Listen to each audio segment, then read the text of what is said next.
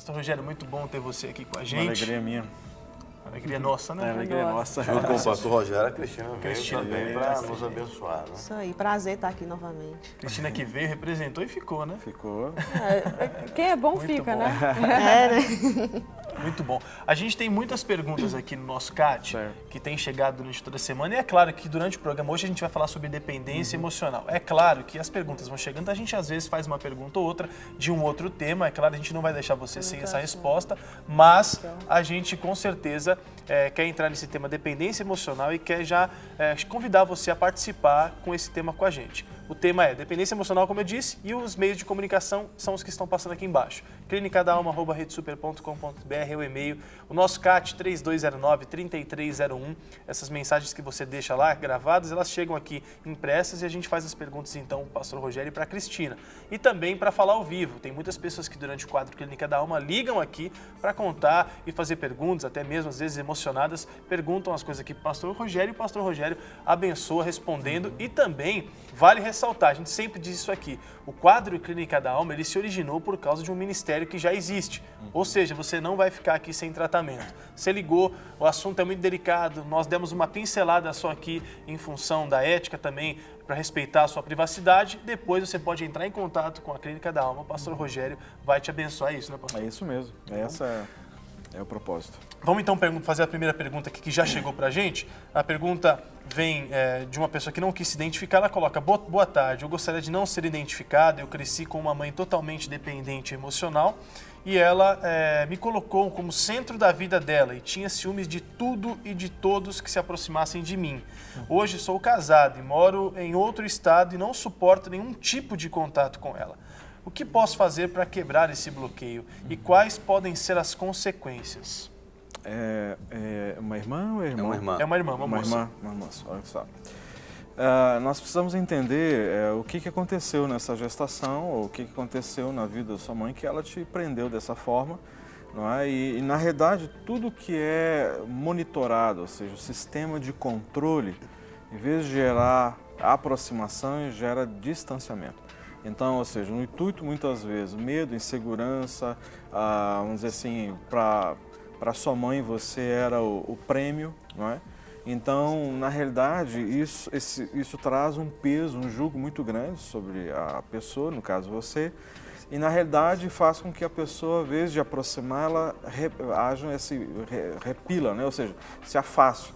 Então, na realidade, o que precisa acontecer é precisa haver uma ministração para que seja quebrado esse sistema, né, da sua mãe sobre você e esse muro que foi criado seja destruído, seja desfeito, para que essa aproximação ela aconteça e aí sim um relacionamento salutar surja, né, algo assim equilibrado, né, onde você não vai ver mais a sua mãe como se manipulando você, controlando, você sendo marionete nas mãos dela. Então isso precisa ser feito uma ministração, uma quebra, né, e você ser retirada desse centro da vida da sua mãe, ou seja, você é o prêmio dela, então na realidade você está sentada no trono da vida dela. Então precisa ser quebrado isso para que então esse relacionamento volte novamente a um equilíbrio, a algo normal. Agora o caso é muito sério, né? Porque ela chegou ao ponto de dizer que não suporta nenhum contato com a mãe. Quer dizer, ela deve estar realmente muito machucada. A mãe deve ter sugado bastante dela. O que é uma situação comum de acontecer, né? É mais comum do que a gente pensa, né? Esse controle. Às vezes isso ocorre, por exemplo, é mais comum, eu já vi acontecer com o menino, com o filho, do que com a filha. Normalmente eu vejo uma situação mais oposta entre a mãe e a filha, onde há mais rejeição do que esse controle. O homem normalmente tem mais esse normalmente tem esse apego do homem com a mãe, não é? E muitas vezes da filha com o pai.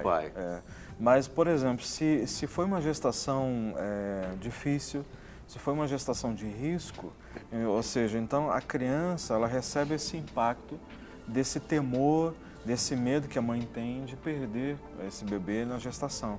Então todo esse temor, essa insegurança e a ação desse espírito que atua, o espírito de medo, então gera o que? Uma dependência dessa pessoa. Por quê? Porque na realidade todos os embates que a mãe está tendo fora, ou seja, externamente, ela passa internamente para a criança. E a coisa é tão... E aí é sério, porque o risco de morte, por exemplo, ou seja, se a mãe tem que ficar em repouso constante ou sofreu algum baque muito forte no período da gestação, ou seja, esse medo, esse temor, ela é jogada para dentro da criança. Né? E aí vem esse medo da perda, e aí a criança ela é tratada com Eu conheci uma história uma vez, essa chegou ao extremo, o que eu vou falar aqui é um caso que existiu mesmo, é uma coisa muito séria. A mãe tinha um apego tão grande com o filho, uma dependência emocional tão grande com o filho, e o filho tinha por volta dos 19 anos de idade, e ela nunca tinha deixado o menino namorar. Nunca. E o menino não entendia. O rapaz foi crescendo, então por volta dos 19 anos ele queria namorar. E a mãe não deixava, controlava, e ele dormia com a mãe. Num dado momento, a mãe chega para ele e diz para ele assim, olha, eu sei porque você quer namorar. Você quer namorar porque você está querendo ter relação sexual e etc e tal. Então, para que você não faça isso com outras pessoas, faça comigo. Quer dizer, a mãe se ofereceu para o rapaz. Uma situação que chega ao extremo, ao né? extremo. Chega, beira a loucura um negócio desse. Agora, essa superproteção que muitas mães acabam tendo com seus filhos pode gerar também a dependência emocional da criança? Eu já vi muitos casos de mães que protegem demais os filhos e impedem de eles crescerem por si só. E depois gera uma dependência do filho com a mãe, porque a mãe não deu essa liberdade. Isso acontece também? O que acontece muito, eu vou usar um exemplo muito característico de Minas Gerais. Existe em Minas Gerais um poder muito forte dessa questão do matriarcalismo. Então, as famílias são extremamente matriarcais. E na realidade, isso traz um dano muito, muito complicado. Porque Deus preparou que a mãe pudesse dar toda a atenção, ou seja, cuidado para a criança. E se a gente pega um paralelo da mãe hebreia, por exemplo, ela era tirada de todas as suas atividades no período da gestação e depois quando a criança nascesse. E muitas vezes a criança era amamentada até 4 anos de idade. Então a mãe ela se dedicava tão somente para cuidar da criança, nutri-la, dar toda a atenção e o cuidado necessário. Para quê? Quando a criança chegasse, e ainda é isso dentro da cultura judaica, quando chega nos 13 anos de idade, é feito então todo um cerimonial chamado Bar Mitzvah, ou Bat Mitzvah, que é a liberação para a fase adulta. Quando entra nessa liberação da fase adulta, então o pai ele assume essa responsabilidade a partir daí, tanto para o menino quanto para a menina, então de ser aquele que vai conduzir os filhos para a maturidade. O que nós temos visto hoje? Hoje, nós queremos dar uma super proteção para a criança, mas muitas vezes queremos que a criança amadureça rápido, que saiba se limpar sozinha, que saiba comer sozinha rapidinho, que já escreva rápido, que já saiba ler tudo rapidinho, tudo certinho e sejam cada vez mais independentes. Mas quando cresce, quer manter debaixo das asas. Então aí constrói o quê? Faz um terraço, ou seja, constrói em cima, faz um barraco no fundo, faz não sei mais o quê, e vai mantendo os filhos tudo ali. E vão casando, vão tudo morando na casa da mãe, não é? Então, aí que era a hora de romper, de amadurecer. Às vezes a intenção é até boa, né? De ajudar.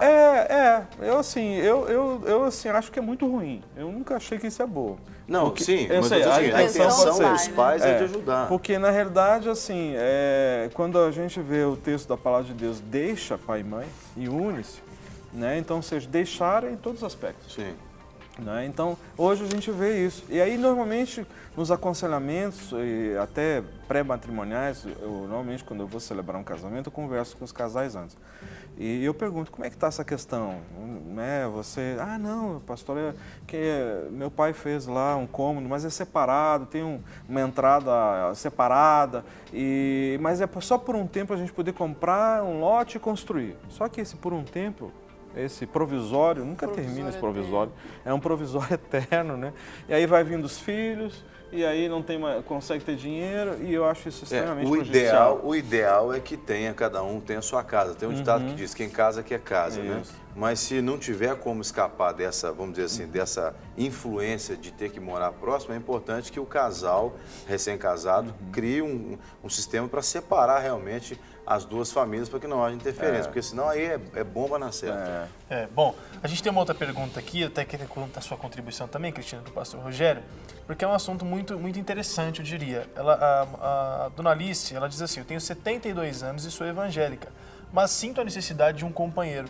Será que é ridículo? Será que é ridículo uma mulher dessa idade querer companhia? Preciso de um aconselhamento, preciso que o pastor me diga o que fazer. E aí? Cristina quer dar a sua... Pastor, tá passando a bola. Eu não vejo problema nenhum Nem eu, minha filha. Não Eu vejo acho problema até nenhum bonito. de você ansiar ter um companheiro e se existe condições para isso. Eu parto da perspectiva de que um relacionamento, você entra por um relacionamento para fazer o outro feliz. Né? Então, se você entra com esse intuito de fazer o outro feliz, independente da idade que você tem, e se existe liberalidade, ou seja, você é uma pessoa que está livre para poder casar dentro daquilo que a palavra de Deus estabelece, então, Deus te abençoe. Amém. Você é uma mulher livre como qualquer outra mulher. E aqui a gente está falando de companhia, né, pastor? Porque muita gente vê o casamento e pensa só na parte sexual. Mas a gente sabe que nessa idade, a companhia, a conversa, o diálogo, é isso que ela sente falta, mas também ela ainda há vida, então ainda há amor. Sim, e eu vejo mesmo que o que permanece no relacionamento? O sexo um dia vai passar. Sim. Né? Mesmo com Viagra ou sem Viagra, um dia vai passar. Né? Ou seja, e o que vai contar? O que vai permanecer? É o amor. Amizade, Né? Companheirismo. Né? A gente viu aqui o Azaf falando do relacionamento dele com o Dom, tantos anos. Então, o que permanece é isso, é esse relacionamento, amizade, independente da distância, um nos Estados Unidos, outro no Brasil, mas permanece esse vínculo. Né? Seja entre marido e mulher, ou entre amigos, homem com homem, mulher com mulher, né? Sim. Amizade é muito importante. Bom, a gente tem uma pergunta aqui muito delicada também da Sueli Campos, que ela diz o seguinte: bom dia, estive assistindo o programa e amei. Gostaria de relatar um fato e pedir orientação e oração.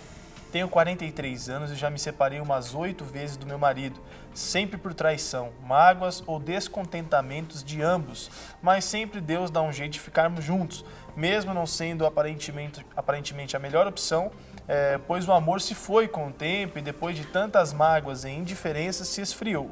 Já sou separada e divorciada judicialmente dele, mas estamos morando juntos novamente, dormimos na mesma cama, mas já não temos mais intimidade. Pergunto a Deus até quando, por quê e qual a finalidade desse elo com meu marido.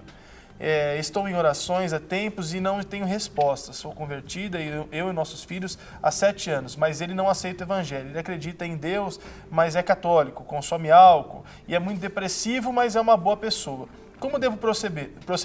A dúvida dela, manter esse relacionamento e ambos não serem felizes completamente, ou esperar tentar reconstruir de novo tudo, a parte financeira, espiritual, emocional e até mesmo física. Então, para relembrar, ela já se separou umas 8 vezes do seu marido, chegou ao ponto de se divorciar judicialmente, ou seja, não são mais marido e mulher pela lei, e eles mas voltaram mesmo assim para casa, eles dormem na mesma cama como se fosse um casal legalizado diante da lei. E aí está dizendo ainda, ela coloca que até isso foi uma certa, no ver dela, uma direção de Deus para ela sempre estar junto, porque Deus preparou tudo isso. É um pouco de confusão, né, pastor?